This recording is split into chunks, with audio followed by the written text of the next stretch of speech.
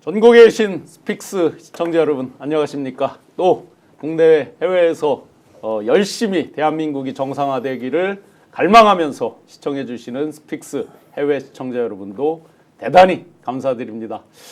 자, 이제 윤석열이 구속됐습니다. 그런데 구속이 새로운 시작일 뿐일 것 같습니다. 어제 정말 충격 속에서 많은 국민들이 지켜봤지만 새벽까지 그야말로 대한민국 역사상 초유의 법원에 난입해서 심지어 구속영장을 발부한 판사를 직접 찾아서 그 층에까지 올라가서 또 아까 대법관이 나와서 법원 행정처장이 얘기하는 걸 보니까 그 바로 옆에 판사까지 아마 갔던 모양입니다.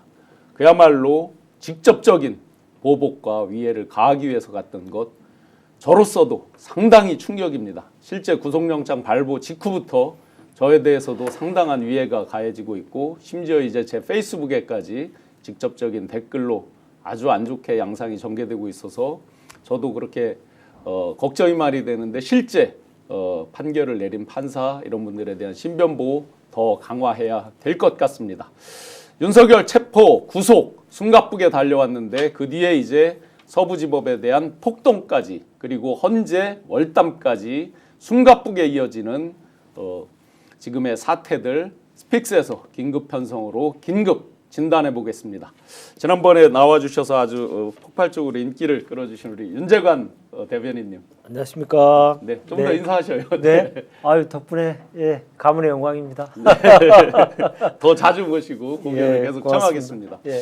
박정훈 대령님 그리고 강혜경 씨 공익 변호인으로 아주 왕성하게 활동하면서 좋은 성과도 이끌어냈고 또 앞으로도 또 좋은 성과를 이끌어내실 우리 김기현 변호사님. 네. 안녕하십니까, 김기현입니다.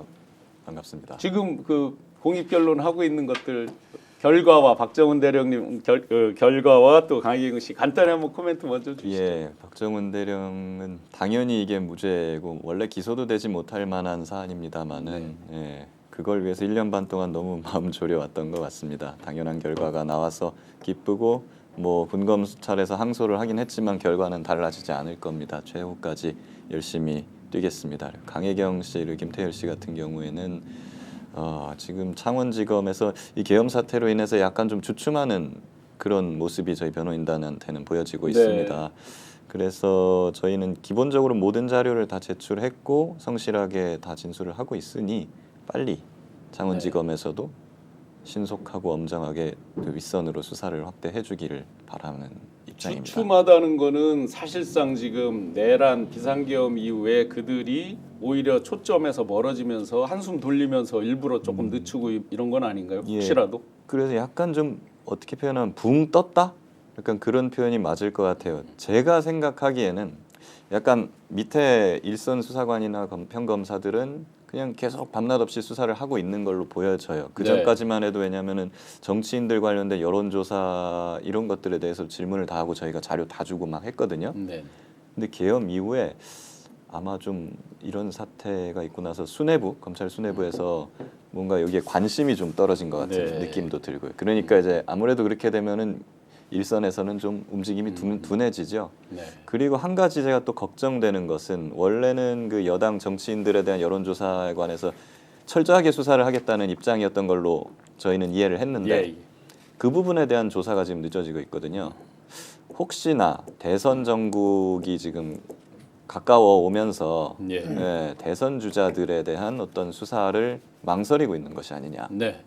실제로 저희가 우려되는 게 그런 부분이죠. 여기 거론되어 있는 상당한 사람들, 뭐 홍, 오, 이, 박, 많이 나왔잖아요 기존에. 그 사람들에 대해서 그 사람들이 만약에 뭐 예선전에 출전을 했다든지 본선에 진출했다든지 했을 때 정치 관여다, 정치 개입이다라고 해서 검찰에서 그 기간 동안에는 예를 들어 조사를 유예한다든지 뭐 중단을 한다든지 이런 것들을 노리고 이 사람들은 더더군다나 그런 언행을 계속해서 페이스북이나 이런 데 표출하는 거 아닌가. 지금 검찰은 전례가 이미 또 있어요. 과거에 보면 살아있는 권력 앞에 한없이 좀 약해지는 게 또 검찰이잖아요.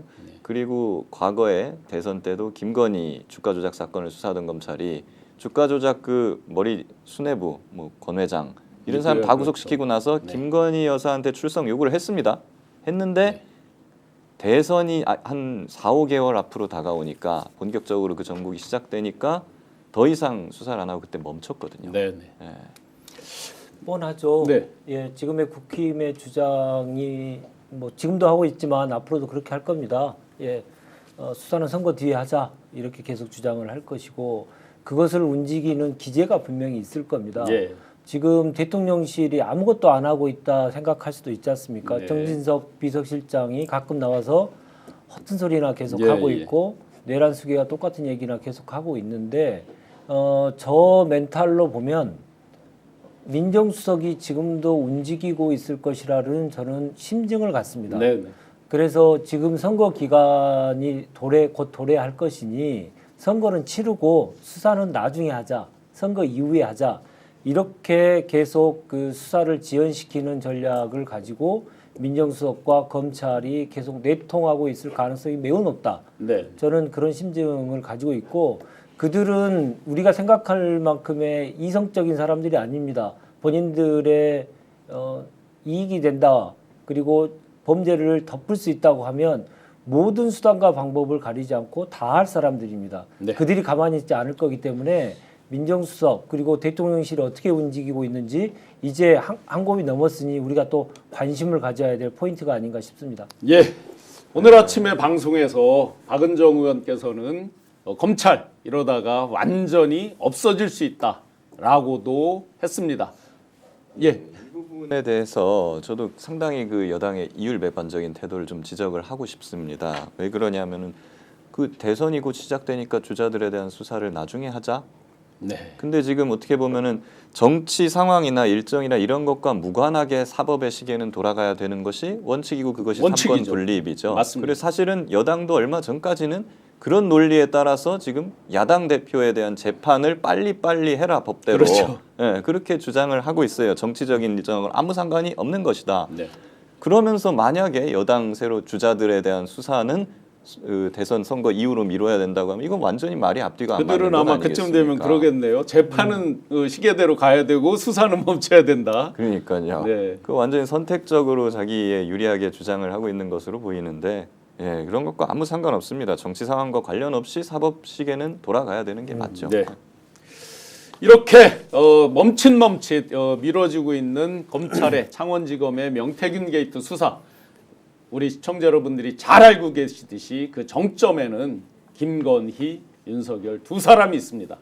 그래서 빠른 속도로 수사를 해나가기를 촉구하면서 우리가 충격적으로 바라봤던 어제 새벽 3시까지의 그 난동, 폭동의 장면 한번 화면 보시고 시작하겠습니다. 카메라 뺐어.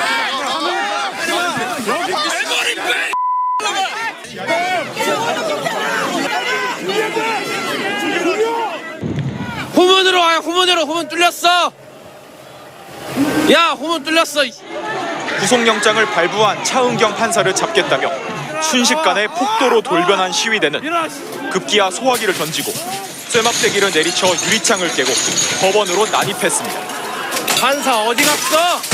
법원 안은 아수라장이 됐습니다. 건물 집기를 닥치는 대로 집어던지고 TV는 물론 은행 현금 자동 이출 금기까지 각종 시설을 마구잡이로 파괴했습니다.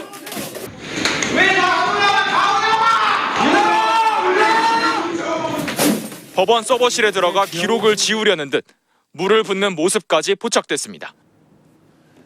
정말 충격인데요. 마지막 장면 서버에 물을 붓는 장면까지 그야말로 이제 증거 인멸에 대한 아주 명백한 그 물증 저희가 잘 박제를 해놔야 되겠습니다. 대변인님, 네. 어떻게 보셨습니까? 가끔 가다가 이제 제가 참담하다라는 네. 표현을 방송 중에 많이 썼는데 그게 진짜 참담하지 않은 상황에서 참담하다는 얘기를 내가 했었구나. 네. 정말로 참담하다. 비교가 안 되는 수준. 비교가 안 되고 대한민국이 그동안 지켜왔던 여러 가지 기본 원칙이 무너졌다고 얘기했는데 그 무너진 것도 정도가 있었구나. 그 정도가 이제 바닥까지 내려왔구나라는 생각이 들어서 정말 다른 말 하나도 안 나고 정말 참담하다라는 생각이 계속 들고요. 지금 이 상황까지 계속 벌어진 이유에 대해서 많은 분들이 이제 분석을 하십니다만은 네. 한 독재자가 나타나면 그 독재의 그 독재가 질병이 되고 그 질병이 전염이 된다라고 하는 그동안 있었던 여러 가지 역사적 사실을 가지고 도스토옙스키께서 얘기하셨던 죄와 벌의 작가죠. 그분이 얘기하셨던 얘기가 이제 내가 정말 무슨 말인지 알겠구나. 우리가 내란 수계가 그동안 2년 반 동안 계속했던 해괴망측한 얘기들이 우리는 정말 말도 안 되는 얘기고 상식에 부합하지 않는 것이라고 얘기했지만 그것을 진실로 믿고 하는 사람들이 점점 더 많아지는 시간이었구나. 그래서 정말 이번에 끝내지 않았고 5년을 정말 했으면 대한민국이 정말 돌이킬 수 없는 상황까지 벌어졌을 것이다. 이런 생각이 많이 듭니다. 그동안 우리는 단죄를 하는 것에 대해서 많이 주저했습니다. 국민 통합에 저해된다. 그리고 미래를 나가야 되는데 자꾸 과거만 신경 써서 되겠느냐. 이런 얘기를 가지고 단죄하는 역사를 만들어내지 못했죠. 네. 그래서 전두환 노태우마저도 호의호식하면서 생을 마감했습니다. 그 이전에 반민특위도 습격을 당했고요. 네. 그러한 역사가 계속 반복되다 보니까 저러한 무도한 자들이 계속 난입하고 습격 사건을 계속하고 있는데 이번만큼은 법원에서도 그 피해가 되기 때문에 네. 법원에서 명확한 그 엄벌에 처해야 될 것이고요. 네네. 법원에도 좀 꼭 말씀드리고 싶은 게 있어요. 이번에 그 난동을 부린 거에 사주한 사람의 5인방 중에 한 명이 저는 5인방이라고 표현합니다만 네네. 5인방 중에 한 명이 정광훈 아닙니까? 예.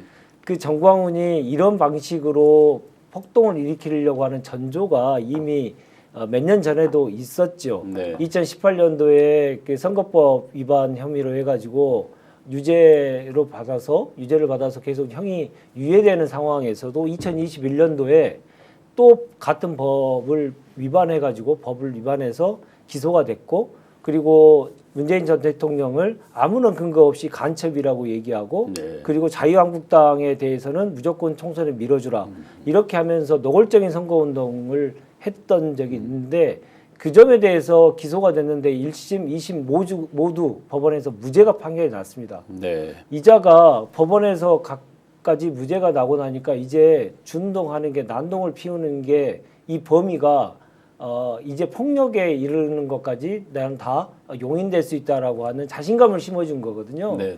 그래서 이러한 판결들이 계속 있다 보니까 정광훈이 저렇게 날뛰고 있는데 이번만큼은 법원에서도 정확하게 그리고 법대로 처벌해 주실 것을 정말 강력히 촉구합니다. 네. 그래 지금 이제 아마 식사 마치고 많은 분들이 스픽스 시청을 이제 막 들어오고 계신데요.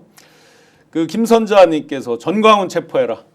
그리고 뚱레코님께서 김민전 백골단 수사해라라고 이 소위 이제 배우 조종 등등에 관련된 많은 분들에 대해서 체포나 수사 등등을 촉구하고 있습니다.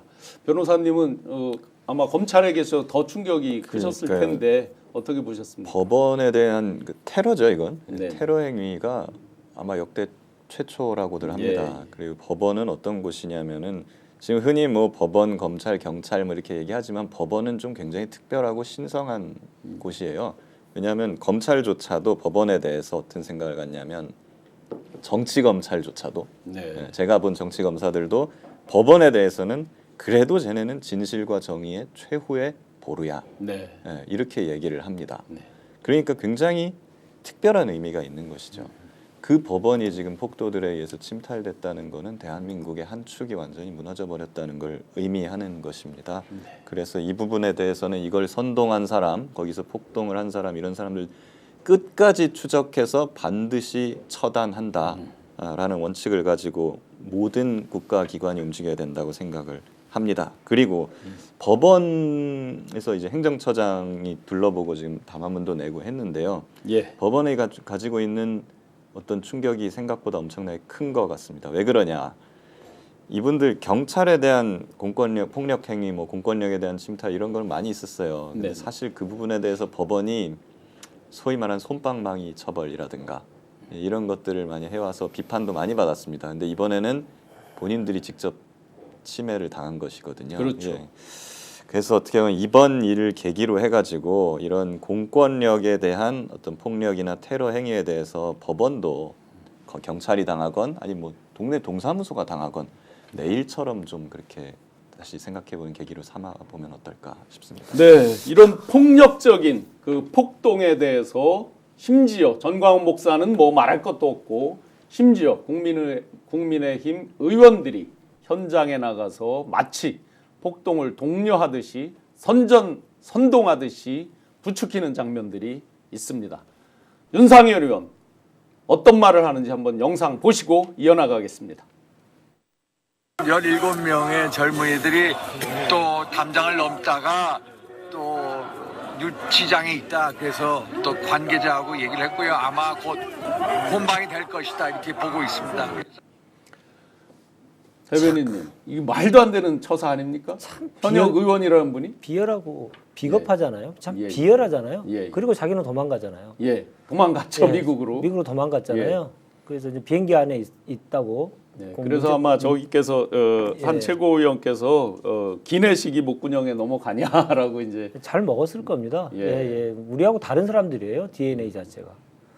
그러니까 본인이 저런 얘기를 하고 나서 본인이 자리를 뜨면서도 문자는 계속 답을 한 거잖아요. 그렇죠. 석방될 거다. 많은 문자들이 그 오픈이 됐더라고요. 예, 석방될 것이다라고 하는데 저 사람도 법조인이에요. 네. 윤상현 의원 법대를 나왔죠. 법대를 예. 나왔죠. 예. 그래서 아니 대한민국 국회의원 5선 정도 할 정도 되면 법을 모를 리 없지 않습니까? 네. 저게 어떤 큰 중범죄가 된다는 사실 다 알면서도 계속 선전선동하고 본인은 미국 가고 이게 바로 이게 선동질을 하는 자들의 민낯입니다. 네. 근데 거기에 속아서 지금 법원을 습격하는 분들 뭐 다음에 어떻게 판단하실지 모르겠습니다만은 본인들이 하지도 않은 일을 가지고 남에게 저렇게 교사를 하는 행위를 계속 하고 있는데 저분을 계속 국회의원으로 인정해야 됩니까? 제명해야 되지 않을까요? 글쎄요. 제명 촉구안을 저희 당에서 지금 준비를 하고 있고요. 네. 예, 당연히 그 법적 처벌을 받을 수 있도록 하는 조치를 해야 됩니다. 그 실제로 이제 지금 윤상현 의원도 마찬가지고 또 동부지검 검사장까지 지낸 석동현 변호사 불법 행진을 막 이야기를 하면서 내가 돈 대신 뭐 벌금 내면 내가 내줄게 막 이렇게 이제 하면서 집회 신고 안 해서 안 되는데요. 그러니까 행진 신고를 안 해서 안 되는데요 하니까 아유 뭐 벌금 내면 내가 내줄게. 황당한 발언들을 하면서 전체적으로 다 부추기는 발언들을 계속하는데 어떻게 보십니까? 법을 알고도 그 법조계에서 고위직에 있었던 사람들이 이렇게 폭력을 선동하고 법치를 부정하는 자세를 보이는 것은 그냥 스스로 자격이 없음을 나타내는 것입니다. 근데 그거를 그렇게 선동을 하고 최소한 그렇게 해서도 안 되지만 그렇게 네. 선동해가지고 이런 폭력 테러 사태가 났으면 사과를 해야죠. 그렇죠. 그렇지만 사과할 기미도 보이지 않고 오히려 그 사람들을 더 옹호하고 뭐 벌금을 내주네 마네 하고 있습니다. 저는 그 사람들이 설령 벌금을 내주거나 변호사비를 대주는지 윤상현 의원 아마 안 대줄 것 같습니다. 아마 네.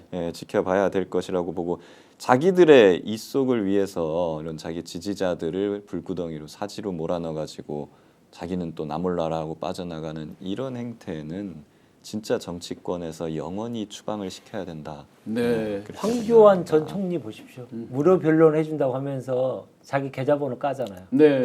그런 자들입니다. 예, 그렇죠. 그런 잘못하면 자들이 그거 불법이 될 수 있습니다. 예. 그죠? 1,000만 원 이상 또 무료- 예. 20인 이상 다중으로부터 불특정 다수로부터 모금하면 그게 실정법 위반이 될 수가 있는데 그런 것뿐만 아니라 국민의힘 지도부 권영세 비대위원장 민노총 같았으면 벌써 훈방했을 것이다. 아니 내란죄 아직도 끝나지 않았다고 보여지는 내란죄에 직접적으로 법원을 들어가서 난입해서 폭동을 행사한 사람들에게 대해서 민노총과 갑자기 민노총이 이 대목에서 왜 나옵니까? 권성동 원내대표 경찰의 과잉 진압 탓도 크다. 한 경찰이 그 경찰 내부 망에 정말 절규를 하면서 올린 글이 있습니다. 옆에 동료가 피 철철 흘리면서 있는데도 제가 할 수 있는 말은 그만하십시오 라는 말밖에 없었다. 3단봉, 전기 충격기 이런 것들에 대해서 적극적으로 사용하면서 방어할 수 있게 해줘야 된다 라고 아주 절규하는 글을 올렸습니다. 이렇게 국민의힘 최고 지도부라고 하는 사람들이 폭동에 대해서 반성이나 사과나 또 많은 그 지지자들에 대해서 어떤 그 자제하는 이런 당부의 말 이런 것들에 앞서서 기승전, 이재명 대표 탓, 남 탓, 이유 쓸데없이 민노총을 끌어들이는 등의 황당한 짓들을 계속하고 있습니다. 그러다 보니 급기야 이제 전한길이라고 하는 역사 네. 아마 공무원 강의를 하는 분인가 봐요. 네. 이분이 또 강의 중에 또 엉뚱한 소리를 했습니다. 그 영상도 한번 보고 이어가겠습니다. 그래서 이 부정선거에 관한 것 이미 알다시피 야당 국회의원도 의혹을 제기했고 여당 국회의원도 제기했고 심지어 대통령도 마찬가지로 이 부정선거만큼은 반드시 바로잡겠다고 기염까지 선포하게 된 것 아닙니까? 실제로 여러분께서도 유튜브나 또는 뉴스 자료를 보시면은 선관위의 부정이나 채용 비리 이런 거에 대해서는 자료들이 넘쳐납니다. 저는 요구합니다. 우리도 마찬가지로 대만처럼 전자개표가 아니라 수작업으로 진행해 보시죠. 만약에 그럼에도 불구하고 전자개표는 문제가 없다라고 계속 주장한다면 그놈이 범인이라고 모든 국민들이 생각할 것입니다. 대변인님, 네. 지금 이분이 기초적인 팩트도 틀렸죠. 팩트도 틀렸죠. 우리나라 수작업 하죠. 수작업이 기본이고요. 네. 예, 전자개표가 이제 보조적인 역할을 하는 것이죠. 네. 예, 팩트부터가 완전히 틀렸는데 저분이 오랫동안 저 주장을 계속 해오셨는 것 같아요. 근데 이제 대통령마저도 오랫동안 그런 생각을 가졌다는 거 아니겠습니까? 네, 네. 최근에 나온 얘기 보면 검찰총장 시절 2020년 시절부터 부정선거에 대한 이 강한 확신을 갖고 주변에 계속 얘기를 했다는 거 아니겠어요? 예. 본인이 기획을 해서 소위 말해서 기획한 소위 조국 사태를 일으켰고 그걸 기획을 해서 야당이 그 당시 여당이 분명히 질 거라고 예상을 했었는데 네. 압도적인 승리를 거두니까 이건 부정선거다라고 그때부터 얘기를 했다는 거 아니겠습니까? 그렇죠. 네. 뿌리가 깊은 얘기를 계속 지금 하고 이번에 그것을 다 여과 없이 드러냈는데 그러니까 여러 가지 사안들이 있을 수 있고 여러 가지 주장들이 있을 수 있죠. 근데 우리가 국가를 운영하는 사람의 가장 기본적인 우리의 믿음은 그것을 좀 걸러낼 줄 아는 자정 능력 그렇죠. 그리고 생각할 줄 아는 사유의 능력 이런 것들을 가지고 있을 것이다. 판단 능력이 가지고 있을 것이다. 라는 전제를 가지고 우리가 지도자를 뽑는데 네. 그게 완전히 무너졌지 않습니까? 예. 사유를이라고 하는 것 자체를 하지 않는 사람도 대통령이 될 수 있구나. 사유를 하긴 하죠. 그런데 엉뚱한 방향으로 사유를 해서. 네, 그러니까 우리가 말하는 사유라고 하는 건 정상적인, 예. 그러니까 상식이 통하는 사유를 얘기하는데 네. 그것조차도 못하는 사람을 뽑았구나라는 생각을 하게 됐고 우리가 아까 다른 이제 쌍권총 두 분의 얘기를 앞에서 들었는데 국민의힘이 이끌어가는 두 쌍두마차의 입에 통해서 나오는 얘기를 보면서도 기가 차지 않습니까? 예. 근데 저도 뭐 정치권에서 오래 있으면서 판단의 근거들을 볼 때 어느 정치인을 볼 때 어떤 큰 잘못을 했어요. 예. 그 잘못을 했는데 그래도 그 사람이 사람으로서의 염치라는 것을 가지고 그렇죠. 있는 사람이 그동안의 주류였다면 이제는 염치고 뭐고 아무것도 없는 사람들이 국민의힘, 내란의 주류가 돼버렸구나. 네, 이제 내란의 힘을 넘어서 폭동의 힘이라고 폭동의 힘이 됐죠. 지금 댓글들을 달아주시는데요. 네. 염치 그야말로 수호지심, 수기치심은 아예 없는 사람들이죠. 이 전한길 씨 같은 네. 경우에는 사실 옛날부터 그 유튜브에서 유명했었어요. 물론 정치 성향은 지금까지 막 드러내고 그런 게 아니라 다른 걸로 막 유명했었던 사람이고 저는 알고 있는데 조짐이 있었어요, 이분이. 네. 예. 겉으로 막 드러내진 않지만 조짐이 있습니다. 뭐 예를 들어 수업하다가 보면은 막 정치인들 맨날 욕을 하면서 우리나라의 정치인들 중에 뭐 국민 생각할 사람 하나라도 있습니까? 범죄자 선거 나오지 말라고 막 이러면서 막 맨날 소리를 질러요. 범죄자 선거 나오지 말라고 이런 거 이재명 말하는 거겠죠. 네. 뭐 아마 그런 식으로 하면서 은근슬쩍 자기 성향을 막 드러내는데 대놓고 안 하니까 사람들이 우리나라는 그냥 뭐 정치 욕하면 다들 좋아하잖아요. 네. 그러니까 막 우리 전한길 쌤 잘한다 했는데 오늘 드디어 이제 커밍아웃 했어요. 이분이. 네, 네. 부정선거론을 들고 나오면서 이제 폭망하시기 시작했는데 이분 저 사회랑 헌법 이런 거 가르치는 분으로 제가 알고 있거든요. 근데 더 문제가 저분이 저 공무원 뭐 수험생들에서 유명하다면서요. 그러니까요. 그럼 저분한테 배우는 공무원들이 배울 그러니까. 때부터 이게 얼마나 왜곡이 네. 되겠어요. 사회 헌법 뭐 행정 뭐 이런 거 가르치는 분으로 제가 알고 있는데 헌법을 잘 알 거 아니에요. 네. 그러면 최소한 비상계엄 사태에 대해서 이것이 얼마나 잘못됐고 탄핵 사유이고 그런 거부터 먼저 까야 되는 거 아니에요? 그렇죠. 예, 그런 거는 하나도 하지 않고 갑자기 정치인들 싸잡아서 욕하기 시작하더니 부정선거를 들고 나와. 아니 국가정보원 선관위를 그 조사했던 국가정보원에서도 지금 뉴스를 보시면은 그렇죠. 예, 부정선거의 흔적이 없었다라는 예, 그런 분명히 뉴스가 했죠. 많이 나와요. 예. 그럼에도 저렇게 하고 있다는 건 이미 뇌가 절여져서 확신범이라는 거거나 아니면 뭔가 자기의 입속을 어떤 차리거나 다른 의도가 있는 거라고 볼 수밖에 없어요. 최소한 교육자로서 마지막으로 염치가 있다고 한다면 최소한 자기 하는 일은 때려치우고 저런 일을 하는 것이 맞을 겁니다. 전한길 씨가 대학 때는 지리학을 전공을 했고 국사를 원래 한국사 시험 강사라고 하면서 이제 많은 부분들을 그 기존의 커리어도 이렇게 오픈을 해주시는데 빨리 전한길 빨리 구속해라. 가짜 뉴스죠. 그럼 저런 거 어떻게 처벌할 수 없습니까? 뭐 명확한 이제 저런 거는 명확한 허위 사실이나 이런 걸로 했다면은 뭐 형사 책임이나 명확한 허위 이런 걸 사실 묻는 하나 게 있잖아요. 수개표 우리나라 그렇죠, 안 그렇죠. 한다는 식으로. 그런 부분이 있는데 그걸로 이제 사람의 명예를 우리나라는 또 훼손을 하거나 해야 되는 부분이 있어서 이걸 하나하나 형사적인 책임을 다 따지기 들어가기보다는 이 사람들에 대한 어떤 명예적으로 사회적으로 이 사람이 그럼 저런 지위에서 많은 사람들을 가르칠 자격이나 능력이 되는 것인가 이런 거에 대해서 우선적으로 사람들이 좀 생각을 해봤으면 좋겠어요. 예.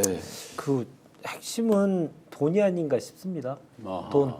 돈이 되니까 저렇게 하거든요. 그러면 학원 수강생이 더 많이 몰려요? 아니면 여기도 또 후원금을 그냥 후원도 막 하고 돈줄을 뭐, 내준다고 막 예. 폭탄을 퍼부어요?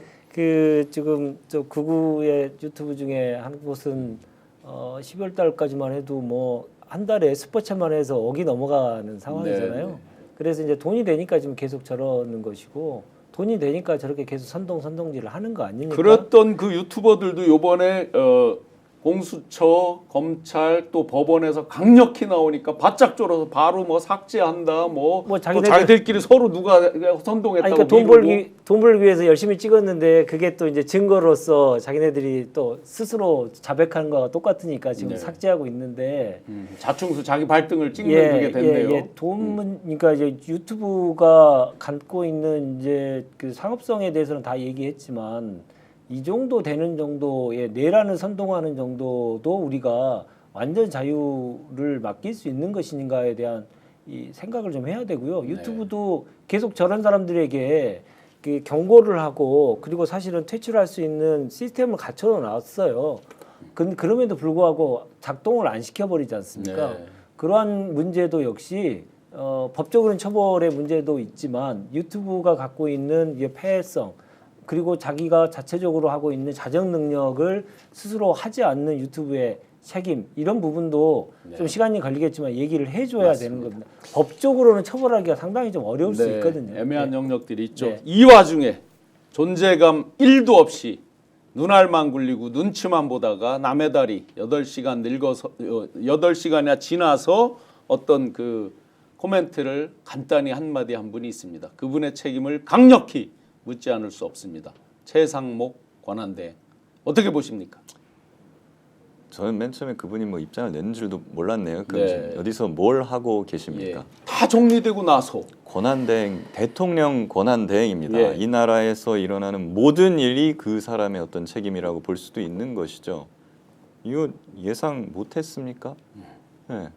지금 극우 세력들이 준동을 하고 있는데 서부 지원 막 에워싸고 있는데 최소한 폭력 사태가 발생해서는 안 된다라고 경찰에 강력하게 지시만 사전에 내렸어도 이런 일은 미연에 막을 수 있었을 겁니다. 네. 마치 관저에 경찰이 체포하러 들어갈 때는 네. 그렇게 사전에 뭐 폭력은 안 된다, 뭐 부딪혀서는 안 된다 그리고 수십 번 얘기를 했잖아요. 예, 예. 이번에 그럼 법원에 쳐들어갈 때는 최상목 어디서 뭐 하고 있었습니까? 네, 네. 예, 자격이 없는 사람입니다. 대변인님 네. 헌재 재판관도 자기가 소극적 권한 행사만 한다던 사람이 적극적으로 자기가 두 분은 그랬죠. 속가내고 한 분은 완전히 또 네. 제껴서 2명만 인정하고 네. 또 뭐 갖가지 경호처 장에 대해서도 뭔가 멘트를 하면서 제어를 할 수 있었는데 하나도 안 하고 예.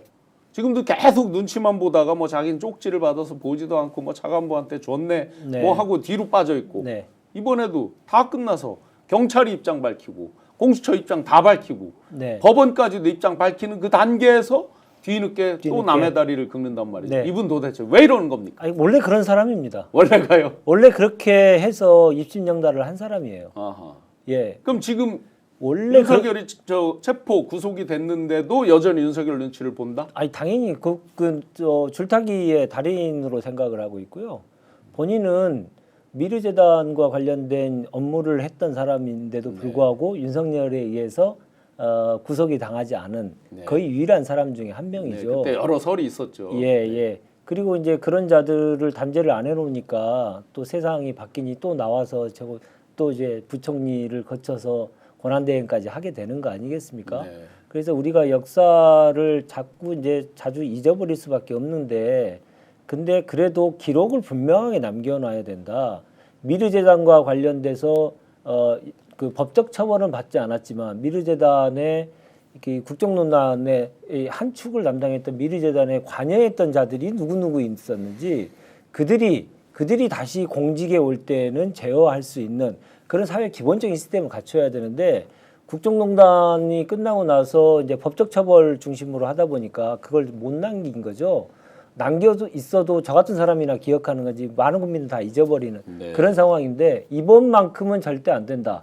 그래서 지난번에도 말씀드렸습니다마는 내란과 관련돼 있는 자들의 임명 사전을 반드시 남겨서 그들이 또 20년 후에 10년 후에 다시 준동할지 모릅니다. 그때 사회적인 제어 시스템을 반드시 갖추도록 조국혁신당이 열심히 노력할 겁니다. 네, 이게 저 클로우님께서 최상목이 아니라 최하목 윤통 꼬붕이다 이렇게 달아주셨고, 네, 대구 촌놈께서 용환이 형 진행 잘한다. 쉿, 펴내지 말라 그러니까 농담입니다. 네. 지금 대선이 한 3, 4개월 남았지 않습니까? 그럼 이 3, 4개월 동안 계속 그럼 최상목 권한대행이 계속 이렇게 유지를 하는 건데, 지금 보면 대외 상황이라든가 요 지금 국내 상황이나 3, 4개월이 굉장히 중요한 때지 않습니까? 예. 최상목 대행이 이런 식으로 할 거면 자신이 없으면 사퇴를 하고 네. 국회에다가 그 한 3, 4개월 동안 대행을 해줄 총리를 추천해 달라. 예. 이런 식으로 요청을 하는 게 그나마 양심을 지키는 길입니다. 물론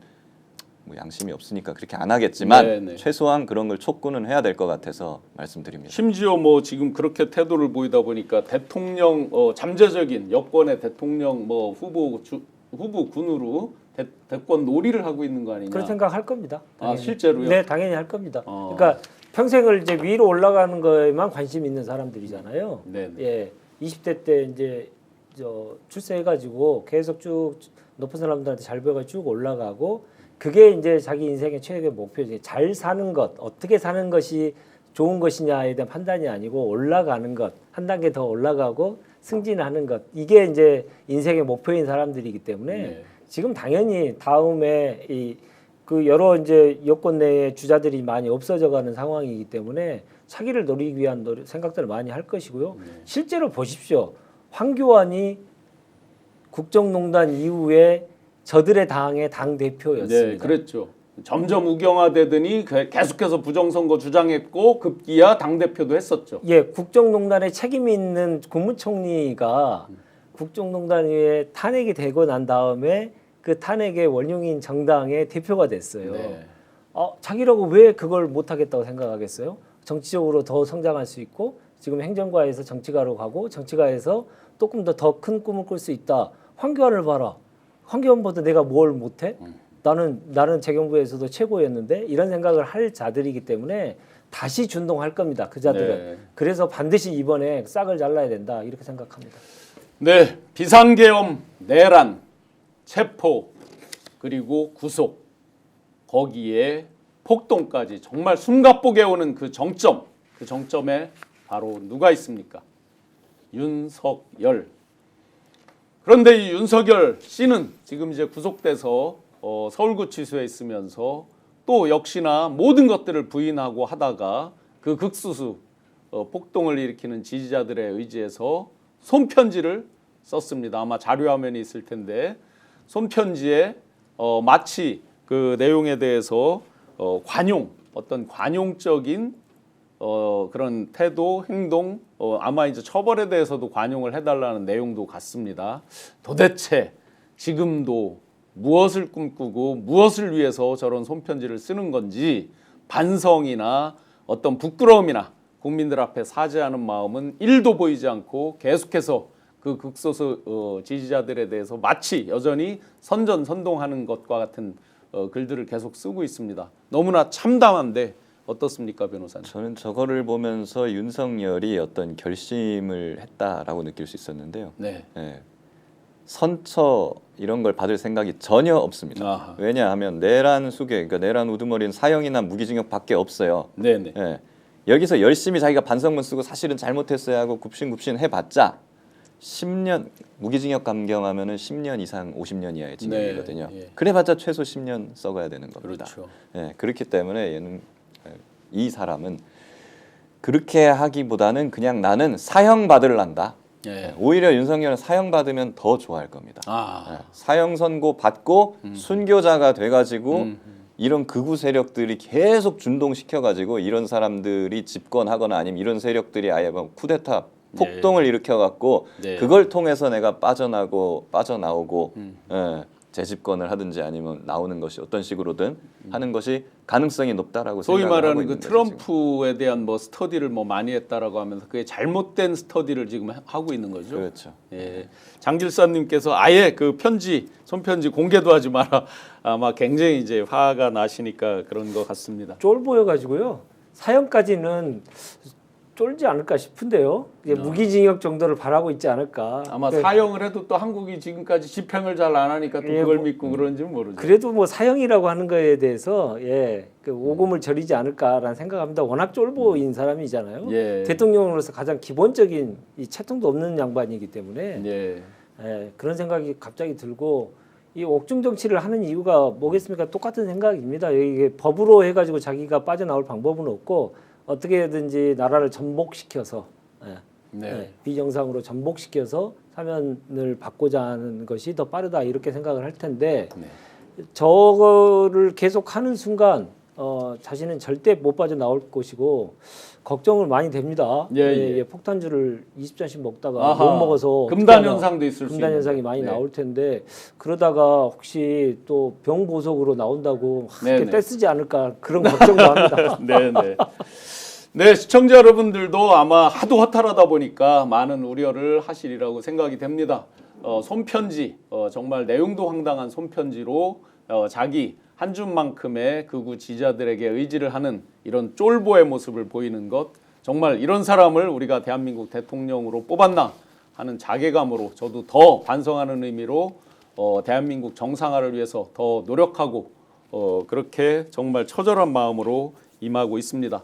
법원에서도 이번에 너무나 충격을 많이 받은 것 같습니다. 더군다나 이분들은 자기들 반성도 없고 오히려 법원을 더 자극하고 변호인들도 더 자극하고 소위 매를 버는 이런 처사들을 계속하고 있는데 이번 폭동 사태에 대해서 법원 행정처장 말씀 한번 들어보겠습니다.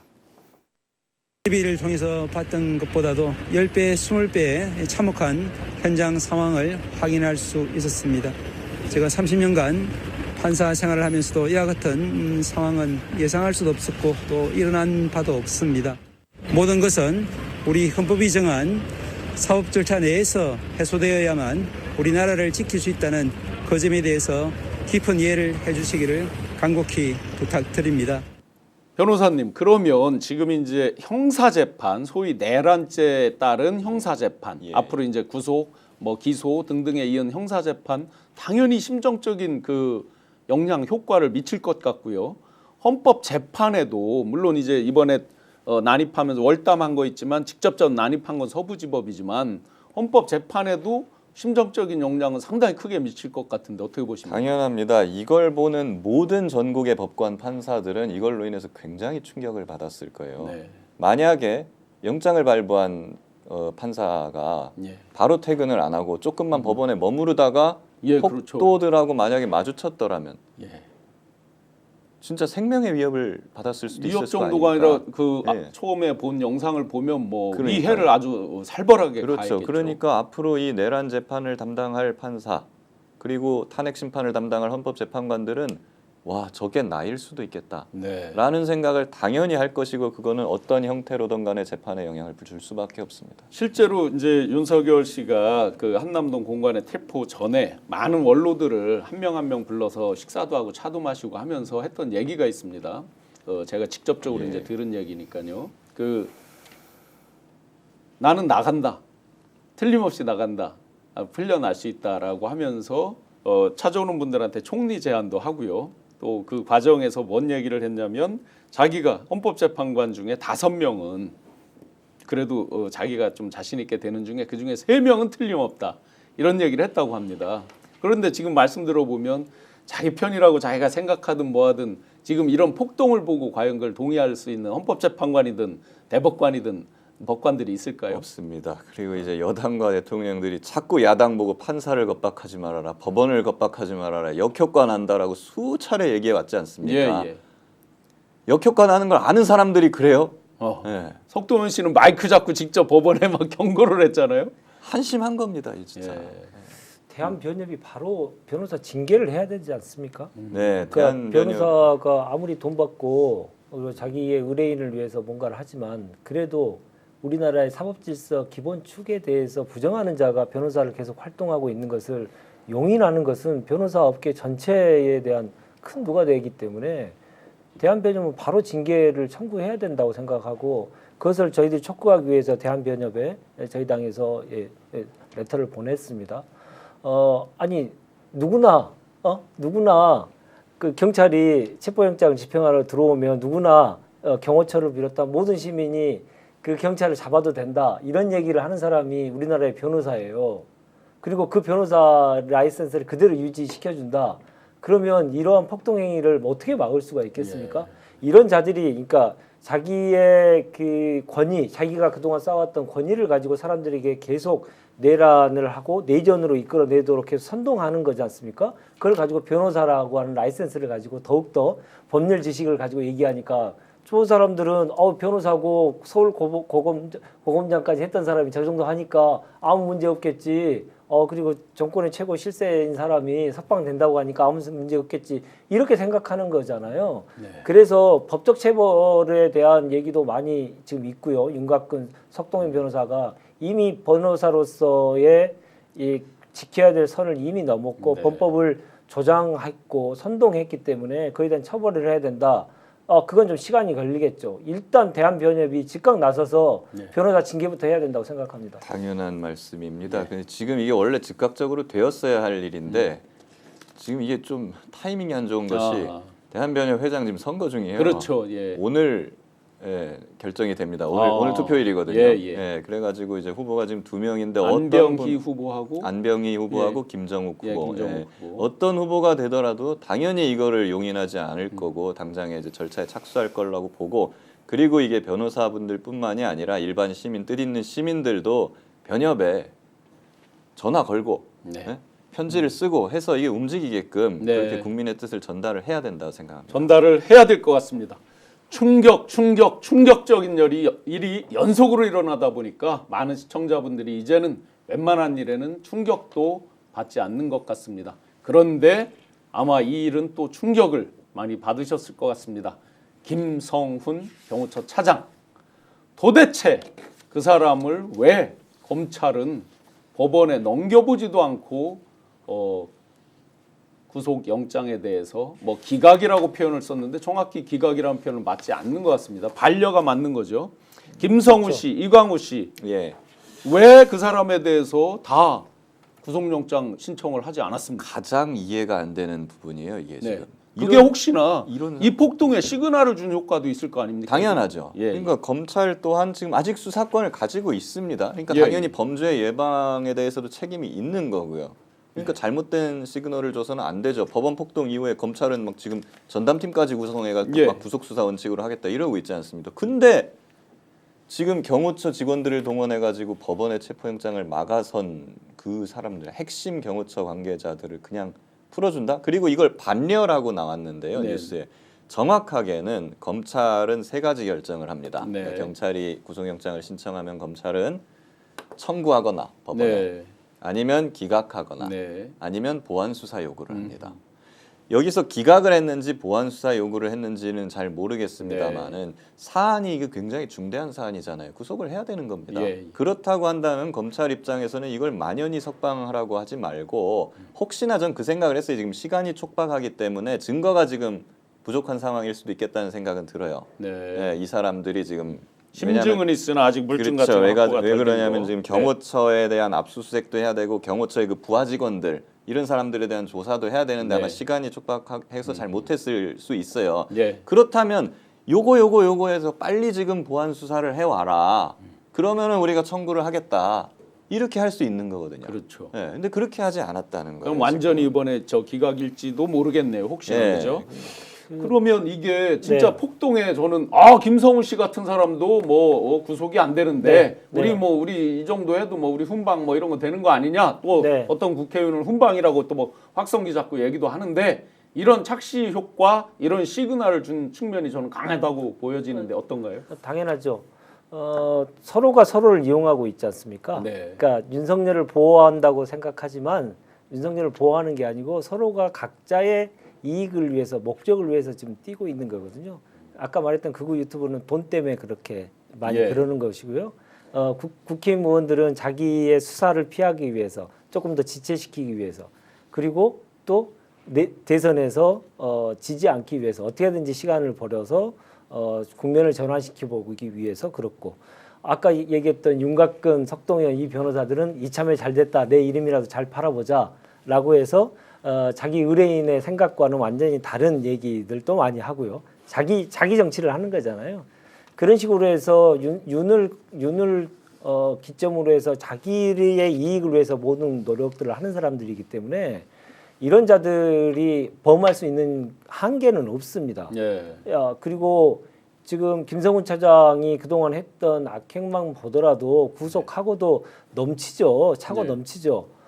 그날 1월 3일 날 분명히 영상에도 다 잡혀 있습니다. 그 어깨를 걸고 그리고 인간띠를 하면서 막고 있는 사람들을 뒤에서 계속 독려하면서 지휘 감독하고 있는 게 김성훈, 이광훈이 두 명이 네. 계속 하고 있는 게 영상에다 잡혔습니다. 그러니까 특수공무집행 방해를 계속 조장하고 교사를 한 거죠. 네. 그러니까 그것은 너무나 그러니까 그것만 가지고도 얼마든지 충분히 가능하고 출두하면서 나온 내용 얘기만 보더라도 뭐 그 생일 파티를 한 게 뭐 동료를 위해서 할 수 있는 거 아니냐 이런 식으로 얘기할 정도로 네. 정상이 아닌 사람들이기 때문에 예. 사회 격리하는 게 맞는데 지금 아까 초반에 제가 말씀드렸던 대통령실의 민정수석실이 이제 움직이고 있구나는 생각은 저는 여기에서 정말 많이 들었어요. 네. 그러니까 검찰이 이 정도 결정하려면 자기 스스로 결정을 잘 못합니다. 그렇죠. 매우 대검에서 분명히 관여가 돼 있는 거죠. 무조건 이거는 청와대의 의견, 그러니까 지금 예. 대통령실의 의견, 그리고 민정수석실 의견을 다 받고 거기에 오더에 따라서 움직이는 조직이에요. 그러면 지금 대검은 여전히 이 윤석열이 살아 있다. 윤석열을 대신하는 지금 민정수석의 얘기 그런 얘기에 많이 좌우되고 있다. 저는 이런 생각이 많이 듭니다. 왜냐하면 민정수사하고 검찰총장하고 또 특수관계예요. 그렇죠. 네. 예. 그래서 그래서도 아까 초반에 제가 그 얘기도 드렸고요. 반려라고 하는 것에 대한 법률적으로 말이 안 된다는 얘기는 해주셨으니까. 네. 근데 김성훈 때문에 지금 정의의 편에 섰던 경호처 직원들이 모두 지금 불안한 상황을 계속 갖고 있는 거지 않습니까? 그렇죠. 직원들이 굉장히 불안하겠죠. 왜 더 불안하냐면 저도 이제 제보를 통해서 알게 됐습니다. 네. 김성훈 차장을 원래는 처장을 시키려고 했다가 그게 잘 안 돼가지고 박전준 처장이 오게 됐죠. 그래서 박전준 처장이 오고 나서 김용현 처장 시절에 있었던 여러 가지 잘못된 관행들 그리고 이상하게 흘러가는 관행들에 대해서 직원들이 워낙 말이 많아서 조사를 좀 했었다고 합니다. 박종준 처장이 와서 지시에 의해서 조사를 했다. 조사를 해서 김성훈의 어떤 악행에 대해서. 그러니까 그동안에 그 김용현의 경호처에서 있었던 여러 가지 말도 안 되는 일이 어떤 일들이 있었는지 직원들이 워낙 불만이 많아가지고 이렇게 나서는 경호처가 망한다라는 얘기가 많다 보니까 그러면 한번 알아보자 해가지고 직원들 면담도 하고 막 했었는가 봐요.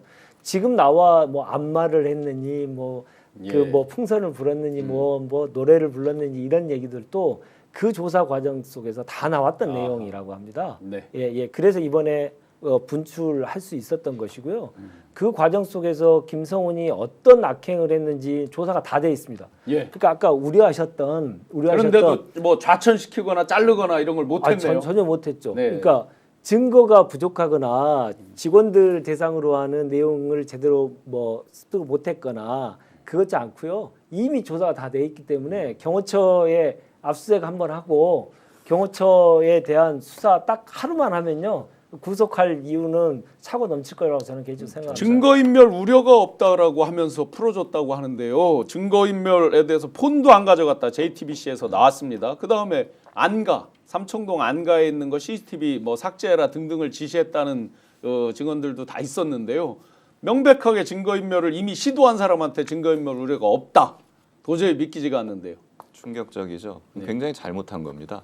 네. 그러니까 이 부분에 대해서도 왜 그렇게 했는지에 대해 향후에 다 조사를 해가지고 밝혀서 책임을 물어야 한다면 물어야 될 것으로 보고. 검찰은 왜 이렇게 감싸고 갑니까? 그러니까 말입니다. 아니 그래 제 처음에 말이에요. 네. 그러니까 나중에 이거는 철저하게 책임을 물어야 되는 게 맞는 거예요. 그리고 일단 보면은 구속영장 요건 자체가 도주 증거인멸 우려고요. 예. 예. 증거인멸은 핸드폰 놓고 왔잖아요. 그렇죠. 당연히 증거인멸 우려가 있죠. 예. 안 낼지도 몰래 빨리 찾아야 돼. 그리고 이미 또 폰도 바꿨을 거고 예. 아마 뭐 삭제를 했겠죠. 그리고 추가적으로 보는 세 가지 요건이 범죄의 중대성, 그리고 예. 주요 참고인에 대한 위해 우려, 그리고 예. 재범 우려인데 어허. 아니 지금 다시 또 그 돌아가 가지고 그 밑에 경호원들 아, 누가 내 말 안 들었어 하면서 지금 위해를 가하고 있잖아요. 예. 그리고 지금 또 그 경호차장으로 돌아갔고 또 재범 하고 있잖아요. 지금 구치소에서 그렇죠. 뭐 숙식을 네. 한다면서요. 예. 그리고 범죄의 중대성, 법원 체포영장을 저지한 것만큼 더 그거보다 더 중대한 범죄가 어디 있습니까? 네. 그 이 수사 초기에 이제 검찰이 또 뭐 얼굴을 바꿔서 정의의 사도인 양 그렇게 얘기했었죠. 그리고 수사 속도를 내면서 많은 국민들께서 이 방송을 시청하는 분들께서도 아니 검찰이 하면 더 잘했을 텐데 그런 그리고 적이 있죠. 예, 그 1차 집행의 시도가 이제 무산되면서 더 검찰이 했으면 금방 잡아들였을 맞습니다. 텐데 이런 얘기를 하셨을 텐데 이번 그 그 구속영장에 대한 반려를 보면서 검찰에게 맡겨놨으면 어떤 일이 벌어졌을지가 분명히 보인다는 거죠. 그러니까 공수처와 경찰이 공조수사본부를 구성해서 공수처가 이제 영장 청구의 권한이 있기 때문에 영장 청구를 검찰의 힘을 빌리지 않고 했기 때문에 이 정도 왔을지도 모른다는 생각을 저는 개인적으로 합니다. 근데 많은 이제 평가들은 하지만 검찰에 의해서 계속 그 영장이 집행되고 영장이 청구되는 그런 상황이 그대로 놔뒀으면 검찰은 또 어떻게 또 바뀔지 모르는 사람들이었을 것이고 경찰만 수사해가지고 검찰이 이런 식으로 계속 영장을 신청하는 방식으로 해서 했으면 검찰의 반역사적 준동은 이번 건뿐만 아니고 그 이전에도 우리가 봤을지도 모르겠다 이런 생각을 네. 많이 합니다. 그리고 내란 특검이 지연되면서 지금 이런 상황이 됐지 않습니까? 예. 검찰총장 출신이 내란을 일으키고 그것을 검찰 출신이 변호하고 예. 그리고 또 검찰이 그것을 또 수사하고 예. 이런 검찰공황의 모습이 다시 모여서 내란 특검이 지연되는 거가 얼마나 우리가 그 남기지 말아야 될 역사적인 이 사례가 됐는지 정말 통탄하지 않을 수 없고요. 빨리 지금 그 재가를 해야 될 텐데 최상목 그자는 또 거부권을 행사하겠죠. 네. 계속 지연되는 건데 최상목에 대해서 어쩔 수 없이 우리가 중도층이 지금 많이 불안해하고 예. 그리고 국힘을 많이 지지하는 상황이 있기 때문에 최상목에 대해서 얘기하지 마라, 더 이상 얘기하지 마라 이런 얘기를 하는데 정말 그렇게 해야 되는지 저희들은 조국혁신당은 그렇게 생각하지 않습니다만은 다시 한번 강조합니다. 최상목 그대로 놔뒀다가 우리가 보지 말아야 될 꼴을 너무 많이 볼 것을 아직도 한 2, 3개월은 계속 봐야 된다는 것이거든요. 네. 그러면 그럴수록 나라권은 어제 보셨듯이 선을 완전히 넘고 이 어떤 일이 벌어질지 모르는 나라가 돼버린다. 이 얘기를 꼭 강조해 드리고 싶습니다. 예, 이 내란에 대한 조사 검찰에 맡겨서 고양이 앞에 생선 맡기는 꼴로 간다는 우려들이 너무나 큽니다. 최상목 권한대행 반드시 이번에는 내란 특검에 대해서 거부권 행사하지 말고 통과시켜야만 합니다. 전 국민적 어떤 열망과 압박으로라도 통과를 시킬 수 있게 시청자 여러분들도 함께 노력을 해주셔야 되겠습니다. 마지막으로 시청자 여러분들이 이상하다 고개를 갸우뚱거리면서 또 일부 불안해하는 내용이 있어서 하나만 더 짚어보겠습니다. 여론조사 최근 들어서 정말 듣도 보도 못한 황당한 기관들이 발표하는 것들 많이 보실 겁니다. 거기에다가 소위 공신력이 상대적으로 높다라고 하는 기관들 또 유명세를 타고 있는 기관들 등의 여론조사 결과를 보고 계실 겁니다. 엊그제 이제 지금 리얼미터 여론조사를 보여주고 계신데요. 46.5% 국민의힘, 39% 더불어민주당, 오차범위 바뀝니다. 오차범위 밖으로 처음으로 역전이 되어 있습니다. 내란 처음 시작됐던 12월 첫째 주 더블 스코어로 벌어져 있습니다. 47대 26 정도, 약 21% 정도 벌어져 있네요. 거기에서 52대 25 더블 스코어 넘게 벌어졌었습니다. 그 사이에 과연 어떤 변화가 있었던 것입니까? 과연 어떤 변화에 많은 국민들, 여론조사에 응답하는 국민들은 저렇게 내란에 선전선동을 하고 동조하고 내란 숙에 윤석열을 감싸는 것에 대해서 과연 국민의힘을 지지했다는 말입니까? 이에 대해서 대변인님 짧게 한번 이에 대한 논평 어떻게 평가하십니까? 사실 저는 국민의힘이 지금 완벽하게 골병 들고 있다고 생각합니다. 네, 거꾸로. 예, 만약에 저게 반대가 나와서 국민의 그 문매를 계속 맡게 되면 본인들이 개과천선을 하기 위한 노력도 하겠죠. 당명도 바꾸고 윤석열 보고 탈당하라고 하고 뭐 제명 조치하고 뭐 이렇게들 하겠죠. 그래서 본인들이 뭐 마치 다른 사람이 된 것처럼 화장을 고치고 그렇게 하겠죠. 근데 지금 이렇게 기세가 등등하잖아요. 그게 바로 골병 드는 겁니다. 더더욱 우경화 우측으로 이제 계속 가고 있죠. 그리고 여론의 끝은 이제 선거로 최종 결론이 나오기 때문에 대한민국 국민을 믿어야 됩니다. 대한민국 국민이 그렇게 어리석지 않고요. 저것은 내란에 선동하는 사람들에 대한 그 산지하는 사람들이 더욱더 정신 바짝 차리고 국가를 운영했을 때 어떻게 할 것인지를 잘 준비해서 제대로 준비하고 나라를 제대로 세우라고 하는 지금의 경고를 미리 하시는 거라고 생각을 해야지 저게 국민의힘의 사람들로 이제 준동한다 이렇게 생각해 버리면 우리는 이러한 평행선을 계속 그으면서 대립의 역사를 우리 스스로 인정해 버린 꼴이 되는 거거든요. 그래서 저건 국민의힘에게는 골병이 들고 야권 전체에게는 큰 약이 될 것이다 그렇게 생각합니다. 감사랑님 못 믿음, 또또님 누가 믿나, 옴브레드님 리얼 갤럽 못 믿어 등등등, 최경수님 저조사 믿는 사람 없습니다 등 거의 대부분 믿지 못한다는 반응입니다. 변호사님 어떻게 이 부분 보십니까? 때문에 제가 오늘 공부를 굉장히 많이 해왔습니다. 제가 이것 때문에 연구를 막 자료 받아가지고 해왔는데요. 제가 또 강혜경 씨 변호하면서 여론조사에 대해서도 좀 하다 보니까 이거예요. 요거는 여론조사 자체를 대놓고 조작하지는 않았을 겁니다. 근데 이 부분을 봐야 돼. 보통 이런 여론조사 하면 응답자 1000명 나온다 하잖아요. 1000명의 응답자 1005명 조사했습니다. 대략 1000명 정도인데 1000명의 응답자를 받기 위해서 전화를 몇 번이나 거느냐? 보통 10만에서 6만에서 10만 번 정도. 응답률 때문에 그렇죠. 그럼 전화를 받는 사람은 보통 평상시에 한 2만 명 정도 됩니다. 2만 명의 전화를 받는데 다 끊어요. 다 끊어버리고 실제 응답을 다 하는 사람이 1000명 정도 되는 거예요. 그래가지고 통상적인 시점에서 제가 자료를 봤는데 보통 응답률을 그러면 몇 프로냐? 2에서 3% 정도 됩니다. 보통 2%에서 3%인데 그게 한 11월 달 평상시죠. 그때 그 정도 됐던 그 여론조사고 그 당시에 지지율이 민주당이 한 45%, 국민의힘이 한 30%, 32% 정도 나왔어요. 이게 정상적인 평상시에 비상계엄 전에. 근데 비상계엄이 되고 나서는 이게 좀 양상이 달라집니다. 왜 그러냐면은 각 지지층들이 결집을 하기 시작을 해요. 근데 보면은 비상계엄 직후에는 이제 민주당이라든가 조국혁신당 같은 이제 진보 진영 지지층들이 결집을 하기 시작합니다. 그래가지고 그 당시가 보면 12월 2주차예요. 12월 2주차에도 전체 응답률이 6.9%까지 올라갑니다. 네. 엄청나게 올라간 거죠.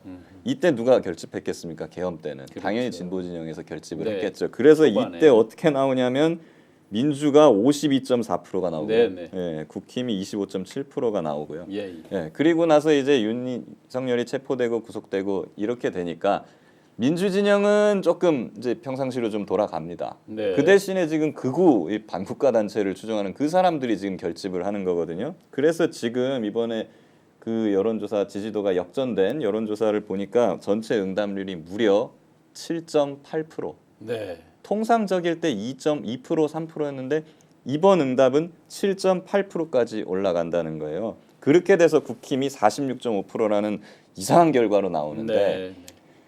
통상적으로 2% 3% 응답률 나올 때 전화 받는 사람들이 그 한 2만 명 정도 받아야 네. 1,000명 정도를 채우는데 이번 세 배도 넘게 7.8%만 바로바로 이렇게 응답을 나와 버리니까 한 11,000명, 12,000, 13,000명까지만 전화를 해도 다 그냥 다 응답해가지고 예. 채워버리는 거예요. 그 응답하는 전화를 열심히 받는 계층이 누구겠습니까? 네, 네. 더군다나 네. ARS입니다. 20대라고 그러니까요. 속이고 받는 70대 분들이 굉장히 많으세요. 그러니까 훈련이 돼 있습니다. 이건 자체가 응답률이 좀 이상하게 높고 하기 때문에 이걸 그대로 신뢰할 수가 없다. 걱정하지 않으셔도 네. 된다. 이런 말씀드립니다. 문제는 그것을 바라봐오는 정치권의 대응이 문제입니다. 그러니까 같은 현상을 보고 어떻게 그것을 해석하고 우리가 무엇을 해야 될지에 대한 판단을 해야 되는데 네. 저 현상을 보면서 조급하거나 네. 혹시나 하는 국민을 믿지 못하는 그런 마음이 들게 되면 그 늪에 우리가 빠져들게 돼버리거든요. 이런 상황이 됐을 때 노무현 대통령은 어떻게 말씀하셨을까 저는 되게 궁금했어요. 네. 그래서 노무현 대통령 어록을 쭉 보니까 이런 말씀이 있더라고요. 어떤 강도 강은 바다로 향하는데 네. 어떤 강도 직선으로 흐르지 않는다. 네. 네. 굽이치고 돌아가면서 기어이 바다로 간다. 네. 우리가 지금 저의 그 반동과 같은 여론조사를 보면서 예. 많은 생각을 하고 우리가 어떻게 해야 될지에 대한 생각을 많이 하지만 통시적으로 긴 안목을 가지고 이번 상황을 대처하고 그리고 더 좋은 더 탄탄한 정권 교체를 위해서 지금 우리가 무엇을 해야 될지를 잘 준비해야 된다. 저 현상을 가지고 국민에게 저런 현상이 나온 것에 대해서 매우 심각한 우려만 표시하고 있다면 우리는 그것은 진짜 저들이 바라는 바대로 가고 있는 것이다. 예. 이런 생각을 갖고 조금 더 거시적인 생각 그리고 조금 더 근본적인 이 나라를 어떻게 바꿀 건지에 대한 생각을 더 깊게 하는 계기로 만드는 것이 좋겠다. 이게 저의 생각입니다. 예.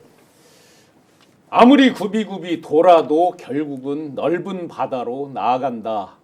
노무현 대통령님 어록까지 저희가 가슴속에 잘 새기고 또 김규현 변호사님께서 강혜경 공익제보자 변론하시면서 여론조사 전문적인 내용까지 곁들여서 분석을 해주셨습니다. 저도 그 누구보다 데이터 분석을 많이 하고 있고 또 많이 해본 사람입니다. 믿으십시오. 저는 딱 한 가지 사실에서 확신을 가졌습니다. 김문수 1등. 네, 그렇다면 아마 많은 시청자 여러분께서 짐작을 하고 계실 겁니다.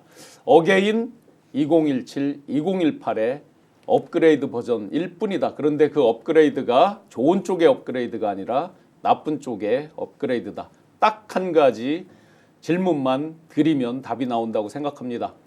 실제 당신도 체포될 수 있어라고 두 통의 익명의 전화를 받고 숨가쁘게 12월 3일을 달렸던 저로서는 과연 당신과 당신의 가족들의 가슴에 총뿌리를 겨누는 집단을 지지하겠느냐. 딱 한 가지 질문이면 답은 끝난다고 생각을 합니다.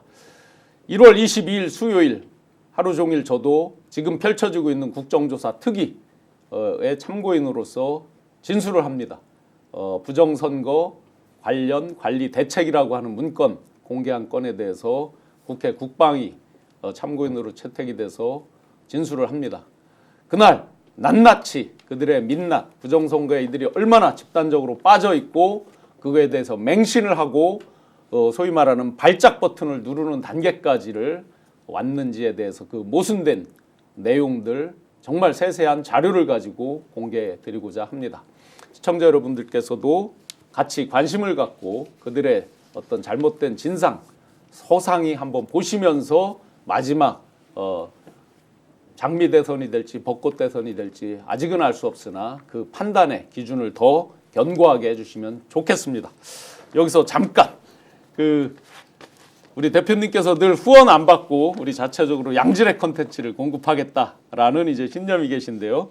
오늘은 수면 공감 우유 토퍼 상품을 소개해드리겠습니다. 편안한 잠을 원하십니까? 꿀잠 자고 싶은 분 9만 원대 우유 토퍼를 사용해 보세요.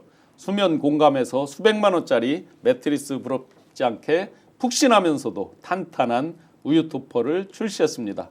허리 아픈 분들, 전대 허리 아픈 분들 주목하세요. 수면 공감에서 코튼 쿠션 사이에 탄탄한 지지력을 위해 메모리 폼을 넣은 3중 토퍼여서 낡은 침대 위에 깔아서도 새 침대처럼 쓸 수 있다고 합니다. 당연히 몇십만 원쯤 할 것 같지만 수면 공감 공식몰에 회원가입을 하면 9만 원대부터 구입이 가능하다고 하십니다. 참고 후기로 정말 좋은 푹신하면서 허리를 잘 받쳐줘서 너무 만족스럽다 이런 글들이 많이 있습니다. 저도 실제로 하도 많이 무거운 거 메고 가방 메고 걸어다니다 보니까 허리가 아픈데 허리 아프신 분들 집중해서 봐주시면 좋겠습니다. 오늘도 숨가쁘게 달렸는데요. 대한민국이 정상화되기를 바라면서 기대하고 있는 많은 우리 대한민국 국민들 위해서 저희가 한번 화이팅하고 마무리하겠습니다. 제가 대한민국 국민들 하면 화이팅 하겠습니다. 대한민국 국민들 화이팅!